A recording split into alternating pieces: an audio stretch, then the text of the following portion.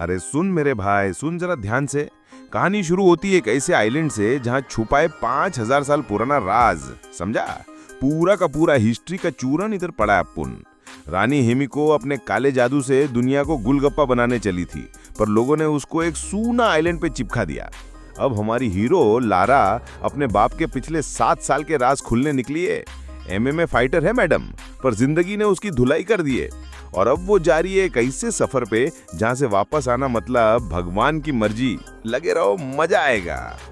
कहानी की शुरुआत में हम देखते हैं कि कैसे जापान की रानी हेमिको अपने काले जादू से पूरे राज्य को खत्म करने पर तुली हुई थी। देश को बचाने के लिए जनरल्स ने क्वीन के खिलाफ बगावत छेड़ दी और उसे कैद करके वो एक ऐसे आइलैंड पर छोड़ आए जहाँ दूर दूर तक कोई नहीं था। सालों बाद लॉर्ड रिचर्ड क्राफ्ट के हाथ एक पुराना नक्शा लगा जिससे ये पता लगाया जा सकता था कि हिमिको को किस आइलैंड पर छोड़ा गया था। रिचर्ड ने अपनी बेटी को तो लंदन में ही छोड़ दिया और खुद हिमिको को ढूंढने के लिए निकल पड़ा। इस बात को 7 साल बीत चुके हैं और अब एक बड़ी हो चुकी लारा एमएमए फाइट कर रही थी। लड़ाई के दौरान उसकी अपोनेंट लारा पर भारी पड़ रही थी। जल्द ही उसने लारा को चोक होल्ड में पकड़ लिया। लारा ने बहुत देर तक जद्दोजहद की, लेकिन आखिरकार टैप आउट करना ही पड़ा। अपने पिता के जाने के बाद से लारा अब छोटी मोटी नौकरियां करके जैसे तैसे गुजारा कर रही थी। फिर एक दिन लारा के पिता की बिजनेस पार्टनर एना उससे मिलने आई। एना ने कहा कि तुम्हें पैसों के लिए ये सब करने की जरूरत नहीं है, तुम्हारे पिता बहुत कुछ छोड़ के गए हैं तुम्हारे लिए। लेकिन लारा को अपने पिता के पैसे नहीं चाहिए थे। 7 साल पहले रिचर्ड गायब हुआ था तो एना ने लारा से कहा कि देखो तुम पेपर साइन कर दो ताकि हम रिचर्ड को डेड घोषित कर सकें, वरना इस तरह उसकी सारी प्रॉपर्टी बिक जाएगी, तुम्हारे हाथ भी कुछ नहीं आएगा। उस शाम लारा अपने पिता के बारे में सोचने लगी। जाने से पहले रिचर्ड ने लारा को एक नेकलेस दिया था जो लारा की माँ का था। रिचर्ड ने कहा कि इस नेकलेस को हाथ में पकड़कर अगर किसी को याद करो तो उस इंसान को पता चल जाता है कि उसे याद किया गया है। अगले दिन लारा क्राफ्ट होल्डिंग्स की बिल्डिंग में गई रिचर्ड को मरा हुआ घोषित करने के पेपर्स पर साइन करने से पहले लॉयर ने रिचर्ड की एक पजल जिसका नाम कालाकुरी है लारा को दी। लारा ने वो पजल ली और उसे सॉल्व करते ही उसे एक छुपा हुआ लेटर और एक चाबी मिली। उस चिट्ठी में लिखा था मेरी आखिरी जगह का पहला शब्द। लारा तुरंत उसका मतलब समझ गई और वहीं पे अपने पिता की कब्र के पास गई। उसने कब्र पर अपने पिता के नाम रिचर्ड का पहला लेटर आर दबाया, जिसके बाद वहां पर चाबी लगाने की एक जगह मिली। लारा ने जैसे ही वहां पे चाबी डाल के घुमाई तो कब्र की दूसरी तरफ एक दरवाजा खुल गया जहां रिचर्ड का सीक्रेट ऑफिस था। वहां लारा को कुछ फेक पासपोर्ट्स, एक पुराना वीडियो कैमरा मिला जिसमें रिचर्ड का एक मैसेज था। रिचर्ड ने बताया था कि कैसे उसकी पत्नी की मौत के बाद रिचर्ड ने अपनी पत्नी से दूसरी दुनिया में दोबारा मिलने के लिए कोई रास्ता निकाला, इसीलिए उसने प्रोजेक्ट हिमिको पर काम किया। वो चाहता था कि लारा हिमिको प्रोजेक्ट की पूरी रिसर्च को जला दे, क्योंकि अगर ये रिसर्च गलत हाथों में पड़ गई तो हंगामा हो जाएगा। वहीं लारा को एक डब्बा मिला जिसके बाहर हिमिको लिखा हुआ था। जलाने की बजाय लारा ने चीजों को देखना और पढ़ना शुरू किया। उसने हिमिको और जहां उसे रखा गया था उस आइलैंड यामाटाई के बारे में पढ़ा। लारा को पता चला कि रिचर्ड यामाटाई ही जा रहा था और जो कप्तान अपने जहाज में उसे वहां ले जाने वाला था उसके बारे में भी पता चला। क्योंकि अब तक लारा ने डेथ पेपर साइन नहीं किए थे, इसीलिए उसे अपने पिता की विरासत का पैसा नहीं मिला था। इसीलिए लारा ने अपना जेड नेकलेस बेचकर जो मिला उससे वो हांगकांग पहुंच गई। यहाँ पर लारा जहाज के कैप्टन को ढूंढ ही रही थी तो कुछ लड़कों ने लारा की मदद करने के बहाने उसका बैग छीन लिया। लारा ने बोट्स के ऊपर भागते हुए उन्हें पकड़ने की कोशिश की, लेकिन वो एक बोट पर चढ़ गए जो चलने लगी। लारा मार्केट के रास्ते से भागती हुई उनकी बोट तक पहुंच गई और जैसे ही लड़के बोट से उतरे लारा ने किसी तरह एक को पकड़ लिया जिसके पास उसका बैग था। अब ये लड़का लारा को चाकू दिखाकर डराने लगा, लेकिन लारा हुक पर झूलती हुई दूसरी तरफ पहुंच गई।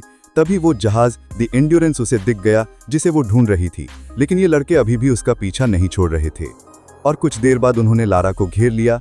लेकिन तभी जहाज के कैप्टन लूरेन ने गोली चलाई और इन लड़कों को तुरंत वहां से भगा दिया।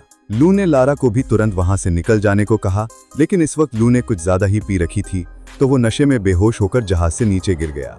लारा ने लू के ऊपर पानी फेंका उसे जगाने के लिए और तभी अपने पिता का वो लेटर दिखाकर लू से रिचर्ड के बारे में पूछने लगी। लेकिन लू ने बताया कि मेरे बाप का नाम भी लू है और हो सकता है कि तेरे बाप ने मेरे बाप से बातचीत करी हो, और सही बताऊं तो मेरा बाप खुद गायब है। क्योंकि अब लू और लारा दोनों के पिता एक ही ट्रिप पर गायब हुए थे तो लारा ने उसे बताया कि ये दोनों यामाटाई जा रहे थे। लारा को अपने पिता की डायरी में कुछ कोड मिले जहां वो दोनों गए होंगे। लू ने अंदाजा लगाया कि ये कोड्स घड़ी की सुइयां हैं, जिससे लारा ने मैप पर निशान लगाया कि आइलैंड आखिर कहां पर होगा। लू ने देखते ही कह दिया कि आइलैंड बहुत ज्यादा खतरनाक जगह पर है, वहां जाना खतरे से खाली नहीं है, और वैसे भी मुझे तो अपने बाप से फर्क ही नहीं पड़ता। लेकिन फिर कुछ देर बाद जब उसने अपने पिता के साथ अपनी एक बचपन की फोटो देखी तो उसने एक बार दोबारा सोचा। लारा ने वहां पड़ी कुछ चीजों से अंदाजा लगाया कि तुम पिछली रात जुए में पैसे हारे हो ना। लारा ने मदद करने के लिए लू को काफी पैसों का ऑफर दिया। लू मान गया और फिर इन दोनों ने यामाटाई आइलैंड की तरफ अपना सफर शुरू किया। रास्ते में अपने पिता की डायरी पढ़ते हुए लारा को रिचर्ड के सामान में एक एशियन पजल मिली। उसे पता चला कि हिमिको को एक बंद दरवाजे के पीछे कैद किया गया था, जिसे खोलने का तरीका रिचर्ड को मिल गया था। उस आइलैंड पर भी हिमिको की जगह तक पहुंचना बहुत ही मुश्किल होने वाला था और वहां तक पहुंचने के लिए उन्हें बहुत सारी मुश्किलों का सामना करना होगा। इस मिशन के दौरान रिचर्ड के ऊपर एक ऑर्गेनाइजेशन ने नजर रखी हुई थी जिनका नाम है ऑर्डर ऑफ ट्रिनिटी। ये ऑर्गेनाइजेशन तिलस्मी शक्तियों का इस्तेमाल करके इंसानों के ऊपर राज करना चाहती है। रिचर्ड को इस बात का डर था कि अगर इन लोगों को हिमिको की ताकत मिल गई तो वो क्या क्या नहीं कर सकते। खैर, एक रात जब लारा की आंख खुली तो उसने देखा कि बाहर खतरनाक तूफान चल रहा है। वो ब्रिज पर चढ़ गई जहां लू जहाज को कंट्रोल नहीं कर पा रहा था। लारा ने देखा कि वो लोग यामाटाई आइलैंड के बहुत करीब पहुंच चुके हैं, लेकिन बड़ी बड़ी लहरें अब जहाज को बार बार दूर फेंक रही हैं। लू ने लारा से जहाज को खाली करने को कहा, लेकिन लारा अपने कैबिन में रिचर्ड की डायरी लेने गई और उससे वो पुरानी पजल पीछे ही छूट गई। तभी जहाज की टक्कर एक बड़ी सी चट्टान से हो गई और लारा पानी में गिर पड़ी। इस तूफान ने लू और लारा को अलग अलग कर दिया। लारा किसी तरह किनारे पर पहुंच गई और उसने देखा कि इस आइलैंड पर तो और भी लोग हैं। तभी किसी ने उसे मारकर बेहोश कर दिया। अगले दिन लारा उठी तो उसने देखा कि वो एक टेंट में है जहां उसके साथ मैथियस बोगिल नाम का आदमी था। मैथियस ने कहा कि बिल्कुल तुम्हारी ही तरह मेरी भी एक बेटी है। मैथियस ने बताया कि वो आइलैंड छोड़कर तब तक अपने घर वापस नहीं जा सकता जब तक उसका काम पूरा नहीं हो जाता। जब लारा ने अपना बैग चेक किया तो मैथियस ने उसे बताया कि रिचर्ड की डायरी अब मेरे पास है और अब उसे वो सब कुछ मिल चुका है जो उसे चाहिए था। मैथियस ने बताया कि तुम्हारे बाप को हमने पकड़ लिया था, उसने हमारी बात नहीं मानी जिसके बाद उसे मजबूरन मारना पड़ा। ये सुनकर लारा का दिल बैठ गया कि उसके पिता अब इस दुनिया में नहीं हैं। जब लारा बाहर निकली तो उसने देखा कि कुछ कर्मचारी बम धमाकों से पहाड़ को गिराने की कोशिश कर रहे हैं। जब लारा को बंदी बनाकर ले जाया जा रहा था तो उसने देखा कि लू को भी कैद कर लिया गया है और वो लोग जबरदस्ती उससे काम करवा रहे हैं। तब मैथियस ने ऑर्डर्स दिए कि सभी लोग यहाँ से कहीं और चलने वाले हैं। रास्ते में लू ने लारा को बताया कि यहाँ पर काम करने वाले ज्यादातर वर्कर्स या तो ऐसे मछुआरे होंगे जिनका जहाज डूब गया होगा तब वो यहाँ आ गए होंगे, या फिर ऐसे लोग जो इन स्मगलर्स के जाल में फंस गए। लारा ने बताया कि मैथियस ने मेरे पिता को मार दिया है और जल्द ही लू को वर्कर से पता चला कि उसके पिता को भी मार दिया गया है। लारा ने लू से माफी मांगी कि मैं तुम्हें इस खतरनाक जगह पर ले आई। रिचर्ड की डायरी से मैथियस को हिमिको के टॉम की एंट्रेंस मिली और सभी वर्कर्स यहाँ तक कि लारा और लू भी इस एंट्रेंस के रास्ते को साफ करने लगे। तभी एक बूढ़ा आदमी कमजोरी से गिर पड़ा, लेकिन एक गार्ड ने कहा कि बुढ़े खड़ा हो और काम कर, समझा। तभी लारा और लू उस बूढ़े आदमी की साइड लेते हुए गार्ड से भिड़ गए, लेकिन तभी मैथियस पीछे से आया और बूढ़े को गोली मार दी। लू ने कस्सी उठाकर गार्ड की तरफ फेंकी ताकि लारा को वहां से बचकर निकलने का मौका मिल जाए। जैसे ही लारा भागी तो एक आदमी उस पर गोली चलाने को तैयार था, लेकिन लू ने ऐन वक्त पर उस पर हमला करके लारा को बचा लिया। लू भी मौका देखकर उसके पीछे भागा, लेकिन मैथियस ने उसकी बाजू में गोली मार दी। लारा पहाड़ी पर पहुंची और गिरे हुए पेड़ पर चढ़कर उसे पार करने की कोशिश करने लगी, लेकिन गोलियां चलने की वजह से वो नदी में गिर पड़ी। लारा नदी से निकलने की कोशिश कर रही थी और जैसे ही वो झरने के पास पहुंची, लारा ने क्रैश हो चुके एयरप्लेन का विंग पकड़ लिया और किसी तरह उसके ऊपर चढ़ गई। लेकिन बदकिस्मती से उसके वजन से वो जजर हालत में प्लेन टूटने लगा। लारा जल्दी से प्लेन के मेन हिस्से की तरफ भागी और उस विंग के टूटने से पहले लारा किसी तरह प्लेन की बॉडी में कूद गई। लेकिन अब वो पूरा का पूरा प्लेन ही टूटने लगा और जाकर दो पहाड़ियों के बीच अटक गया। लारा को किस्मत से वहां एक पुराना पैराशूट मिल गया और जैसे ही लारा गिरी उसने पैराशूट खोल लिया। लारा किसी तरह बचकर जंगल में क्रैश हुई, जिस दौरान पेड़ की एक नुकीली टहनी उसके पेट में घुस गई। दर्द में चीखते हुए लारा ने वो लकड़ी बाहर निकाली और फिर उसने पास की एक गुफा में रात बिताने का फैसला किया। सोते हुए उसे कुछ आवाज आई तो वो बाहर निकली। तभी अचानक मैथियस के एक आदमी रॉकेट ने उसे पकड़ लिया। लारा ने वहां से बच निकलने के लिए उसकी बाजू पर काट लिया। लारा ने अपनी पूरी ताकत से उसे लड़ने की कोशिश की, लेकिन रॉकेट ने एक बार फिर उसे उठाकर जमीन पर पटक दिया, जिसके बाद वो उसका दम घूटने की कोशिश करने लगा, जिस दौरान लारा ने एक पत्थर उठाकर उसके सिर पर दे मारा। इसके बाद लारा ने उसे पकड़कर उसका मुंह कीचड़ में दे दिया ताकि वो सांस ना ले और कुछ देर में रॉकेट मर गया। लारा अभी भी इस बात से शौक में थी कि उसने किसी की जान ले ली है कि तभी उसकी नजर अंधेरे में किसी इंसान पर पड़ी और लारा बिना सोचे समझे उसका पीछा करने लगी। उसने देखा कि ये आदमी एक पहाड़ी पर चढ़ रहा है। जब वो उसके पास गई तो उसने देखा कि ये कोई और नहीं बल्कि उसके पिता रिचर्ड हैं। रिचर्ड को लगने लगा था कि ये सिर्फ उसका भ्रम है, उसकी बेटी यहाँ कैसे हो सकती है। लेकिन लारा ने रिचर्ड को भरोसा दिलाया कि वो सच में यहाँ पर आ चुकी है। उसे देखकर रिचर्ड की आंखें भर आईं और उसने पूछा कि तुम यहाँ क्या कर रही हो। लारा घायल थी तो रिचर्ड ने उसके घाव पर पट्टी की और कहा कि तुम आराम करो, ये वादा करते हुए कि इस बार मैं कभी तुम्हें अकेला नहीं छोड़ूंगा। अगले दिन सभी वर्कर्स ने हिमिको के टॉम का रास्ता साफ कर दिया, जिसके बाद मैथियस ने किसी को फोन किया। चल किया देखेंगे। तो लारा सुबह उठी तो उसने देखा कि रिचर्ड दाढ़ी बना रहा था, जिसमें लारा ने उसकी मदद की। रिचर्ड ने बताया कि लारा को छोड़कर जाना उसके लिए बहुत मुश्किल था, लेकिन हिमिको की वजह से वो इस आइलैंड से नहीं जा पाया। उसने बताया कि मैथ्यूस उसी ट्रिनिटी ऑर्गेनाइजेशन के लिए काम करता है और रिचर्ड को हर हालत में उसे हिमी तक पहुंचने से रोकना होगा। रिचर्ड ने लारा से पूछा कि क्या तुमने मेरी सारी रिसर्च जला दी? तो लारा ने बताया कि उसने ऐसा नहीं किया। यह सुनते ही रिचर्ड काफी घबरा गया, लेकिन लारा का कहना था कि अगर वो ऐसा कर देती तो कभी अपने पिता तक नहीं पहुंच पाती। जब रिचर्ड को इस बात का पता चला कि उसकी डायरी मैथ्यूस के पास है तो वो बहुत ज्यादा गुस्से में आ गया, लेकिन लारा को इस सब से कोई फर्क नहीं पड़ता था। लेकिन रिचर्ड ने कहा कि यह सब मजाक नहीं है, अगर हिमिको की कब्र एक बार खुल गई तो पूरी दुनिया तबाह हो सकती है। लारा ने सोच लिया कि वो मैथ्यूस के फोन का इस्तेमाल करके ही वहां से निकल सकते हैं, क्योंकि इतने सारे फौजियों से लड़ना अकेले उनके बस की बात नहीं है। उसने वहां पर रखे हुए तीर कमान उठाए और मैथ्यूस के कैंप की तरफ भागी। लारा किसी तरह छुपते छुपाते मैथ्यूस के टेंट में घुल गई, लेकिन थोड़ी देर बाद वो भी वहां आ गया, जिस वजह से लारा को छुपना पड़ा। मैथ्यूस को फोन पर मैसेज आया कि उसका बॉस जल्दी यहां पर पहुंचने वाला है, लेकिन मैथ्यूस को अभी भी एंट्रेंस खोलने के कोड्स नहीं मिले थे। लारा टेंट से बाहर निकली तो उसने लू को देखा। उसने उस गार्ड को मार गिराया जो वर्कर्स पर नजर रखे हुए था, और फिर सभी वर्कर्स को हथियार इकट्ठा करने को कहा और वो तब तक मैथ्यूस का फोन चुराने की कोशिश करेगी। जैसे ही मैथ्यूस टेंट से निकला तो लारा टेंट की तरफ भागी उस सैटेलाइट फोन को चुराने के लिए, जो कि उसे मिल भी गया। लेकिन तभी उसने देखा कि रिचर्ड टूम की तरफ जा रहा था। मैथ्यूस ने जल्दी ही रिचर्ड को देख लिया और फिर उसे पकड़कर टॉर्चर करने लगा। मैथ्यूस जल्दी से ये काम निपटाकर अपने परिवार के पास वापस जाना चाहता था, लेकिन रिचर्ड ने कहा कि एक बार ये टूम खुल गया तो तुम्हारा परिवार बचेगा ही नहीं। ये समझकर कि रिचर्ड उसे सच नहीं बताने वाला, मैथ्यूस ने गार्ड को रिचर्ड पर गोली चलाने को कहा, लेकिन इससे पहले गार्ड गोली चलाता लारा ने गार्ड को शूट कर दिया। अब उसने मैथ्यूस पर निशाना तान दिया, लेकिन मैथ्यूस ने अपनी बंदूक पहले ही रिचर्ड की तरफ तान रखी थी। मैथ्यूस जानता था कि लारा दुनिया खत्म होने वाली बात पर भरोसा नहीं करती, इसीलिए वो चाहता था कि लारा अपने पिता को कैसे भी करके ये टूम खोलने के लिए मनाए। बहुत सोचने के बाद लारा ने फैसला किया कि इतने समय बाद उसके पिता उसे मिले हैं, अब वो उन्हें कुछ होने नहीं देगी। लारा ने कहा कि मैं जानती हूँ टूम को कैसे खोलना है, बिल्कुल वैसे ही जैसे उसने यहाँ आते वक्त वो पुरानी पजल खोली थी। लारा ने दरवाजे पर लगे पहियों को बिल्कुल वैसे ही घुमाया और एंट्रेंस का दरवाजा टूटकर गिर गया। लारा, रिचर्ड, मैथ्यूस और उसकी पूरी टीम अब अंदर गए। अंदर घुसते ही एक तेज हवा का झोंका आया, जो रिचर्ड का मानना है कि हिमिको की सांसें हैं, लेकिन मैथ्यूस ने कहा कि एक आदमी की सांस इतनी तेज नहीं हो सकती। तभी गलती से लारा ने एक ट्रिगर पर पैर रख दिया, जिसके बाद जमीन से एक भाला निकला जिसने एक गार्ड को मार गिराया। इसके बाद वो पहुंचे एक हड्डियों की गहरी खाई में, जहां लोगों के मरने के बाद उनकी हड्डियां पड़ी थी। दूसरी तरफ जाने के लिए उन्होंने एक सीढ़ी का इस्तेमाल किया। तभी अचानक एक गार्ड ने गलती से ट्रिगर पर पैर रख दिया, जिससे वहां मौजूद गोल दरवाजे अचानक से बंद हो गए और वो सभी लोग अब अंदर फंस चुके थे। साथ ही पूरा फर्श भी टूटने लगा।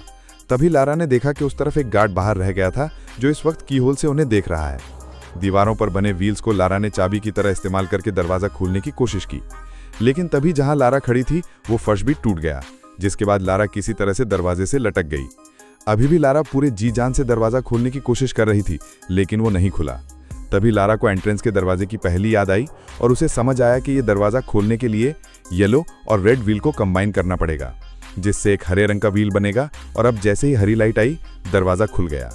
जैसे ही दरवाजा खुला तो उन्होंने देखा कि यहाँ पर टूटी फूटी कब्रें हैं। दरअसल ये हिमिको की दासियों की कब्रें हैं। इन्होंने मौत के बाद भी हिमिको की सेवा नहीं छोड़ी। ये सब बिल्कुल वैसा ही था जैसा रिचर्ड ने अपनी डायरी में लिखा था। ये देखकर लारा को लगा कि कहीं वो श्राप वाली बात सच तो नहीं है। अब आखिरकार वो लोग हिमिको की कब्र पर पहुंच ही गए। रिचर्ड ने मैथ्यूस को समझाने की कोशिश की कि कब्र को खोलना बहुत बड़ी गलती होगी, लेकिन मैथ्यूस ने उसकी एक बात नहीं मानी। गार्ड्स ने हिमिको के ताबूत को खोला और अंदर हिमिको की डेड बॉडी पड़ी थी। अचानक से हिमिको ने अपनी आंखें खोली और उसका शरीर एकदम सड़ने लग गया। लारा ने देखा कि टूम की पेंटिंग्स में हिमिको को दानव रूप में नहीं दिखाया गया। तभी लारा को वो पहली याद आई, जिसमें लिखा था कि जिंदगी वापस पाने के लिए हिमिको को मरना होगा और किसी को भी हिमिको का हाथ लगते ही उसकी मौत हो जाती है। लारा ने गार्ड्स को हिमिको को हाथ लगाने से रोका। अब लारा को समझ आ रहा था कि दुनिया को बचाने के लिए हिमिको ने अपना बलिदान दिया था, लेकिन गार्ड्स ने उसकी बात नहीं सुनी और जैसे ही उन्होंने बॉडी को हाथ लगाया, हिमिको उठ खड़ी हुई। मैथ्यूज को लगा कि शायद ये कोई ड्रामा है उन्हें डराने के लिए, लेकिन एक गार्ड जिसने हिमिको के शरीर को हाथ लगाया था, उसके हाथ काले पड़ने लगे और उसका मांस सड़ने लगा। इससे ये पता चला कि हिमिको के शरीर में कोई खतरनाक वायरस था और ताकि ये बीमारी किसी और में ना फैले, इसीलिए हिमिको ने खुद को बंद कर रखा था। गार्ड का पूरा शरीर सड़ने लगा और डर के मारे उसने गोलियां चला दी, जिससे वो दूसरा गार्ड मर गया जिसने बॉडी को हाथ लगाया था, और फिर मैथ्यूज ने उसे भी गोली मार दी। ये सब देखने के बाद भी मैथ्यूज ने हिमिको की एक उंगली ले जाकर अपने बॉस को देने का सोचा। जब वो ये सब कर रहा था तो लारा ने कुल्हाड़ी उठाई और आखिरी गार्ड पर हमला किया। साथ ही रिचर्ड ने उस मरे हुए गार्ड की बंदूक उठाई और मैथ्यूज की टांग में गोली मार दी। घायल गार्ड ने लारा का पीछा किया जब वो बाहर की तरफ भाग रही थी। मैथ्यूज ने रिचर्ड को घर जाने को कहा, लेकिन रिचर्ड किसी भी हालत में हिमिको की उंगली इस आइलैंड से बाहर नहीं ले जाने देगा, क्योंकि ऐसा करने से वायरस पूरी दुनिया में फैल जाएगा। मैथ्यूज रिचर्ड पर गोलियां चलाने लगा, लेकिन जल्दी ही उसकी गन खाली हो गई। तभी इन्फेक्टेड गार्ड्स में से एक उठकर उसने रिचर्ड पर हमला बोल दिया। रिचर्ड का ध्यान भटकते ही मैथ्यूज वहां से भाग गया। रिचर्ड ने गार्ड को गोली मार दी, लेकिन अब गार्ड ने उसे भी छू लिया था, जिसका मतलब ये था कि अब रिचर्ड के अंदर भी वायरस आ चुका था। रिचर्ड ने अपना खून रोकने के लिए बाजू पर पट्टी बांधी ताकि उसकी बॉडी में वायरस बहुत धीरे से फैले। वहीं लारा मौका देखकर दासियों के एक कब्र में छुप गई, लेकिन उसका पैर एक हड्डी पर पड़ गया, जिसकी आवाज से गार्ड ने उसे ढूंढ लिया। अब उन दोनों के वजन से कब्र टूट गई और लारा गिरकर एक दूसरे कमरे में पहुंच गई। गार्ड भी उसके साथ ही वहां गिर गया था। तभी लारा को एक ट्रिगर दिखा तो वो उस पर चढ़ गई, जिसके बाद बहुत सी पैनी लकड़ियों के टुकड़े उनके ऊपर बरसने लगे, जिनमें से एक गार्ड पर गिरी और वो तुरंत मारा गया। जल्द ही लारा वापस हिमिको के टूम के पास आई, लेकिन रिचर्ड ने उसे दूर रहने को कहा, क्योंकि अब उसके अंदर भी वायरस आ चुका था। उसने लारा को मैथ्यूज को रोकने के लिए कहा और तब तक वो हिमिको के टूम में आग लगा देगा। लारा किसी भी तरह रिचर्ड को बचाना चाहती थी, लेकिन रिचर्ड अपनी मौत को स्वीकार कर चुका था। रिचर्ड ने कहा कि मेरे लिए यही बहुत बड़ी बात है कि मैं अपनी बेटी को दोबारा देख पाया। रोते हुए लारा ने हथियार उठाए और अपने पिता को आखिरी बार अलविदा कहा। वहां मैथ्यूज अभी भी हड्डियों की खाई को पार कर रहा था। लारा कूदकर सीढ़ी की दूसरी तरफ लैंड हुई और मैथ्यूज को रोका। उसने मैथ्यूज को लात मार के दोबारा दूसरी तरफ फेंक दिया, लेकिन मैथ्यूज भी इतनी आसानी से हार नहीं मानने वाला था। उन दोनों के बीच खूब हाथापाई हुई। मैथ्यूज ने लारा को गर्दन से पकड़ लिया, लेकिन लारा किसी तरह उसे गिरा दिया। वो किसी भी हालत में मैथ्यूज को यहां से जाने नहीं दे सकती थी, इसीलिए उसने सीढ़ी को ही गिरा दिया। मैथ्यूज ने अब कुल्हाड़ी उठाकर लारा की तरफ घुमाई।